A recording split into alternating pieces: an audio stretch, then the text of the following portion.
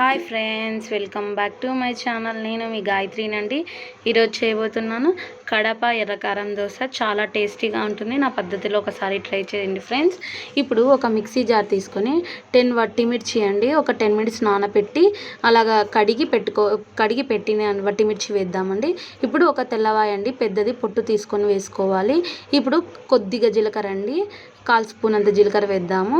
అలాగే 2 medium size onions వేద్దామండి. కొద్దిగా సరిపడా సాల్ట్ వేద్దాము.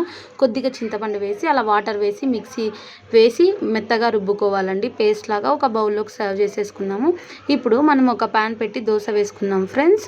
ఇప్పుడు ఆ దోశ అలాగా కాలుతుంది కదా, ఎక్కువ ఎర్రకారం అండి అలా వేసుకొని అలాగా పట్టించుకొని చాలా టేస్టీగా ఉంటుంది ఫ్రెండ్స్ కడప ఎర్రకారం దోశ. ఒకసారి నా పద్ధతిలో ట్రై చేయండి. అలాగా ఎక్కువ అప్లై చేసుకోండి. ఒకటి కాదు, 1, 2 తినేవారు 3, 4 తింటారండి. అంత టేస్టీగా ఉంటాయి.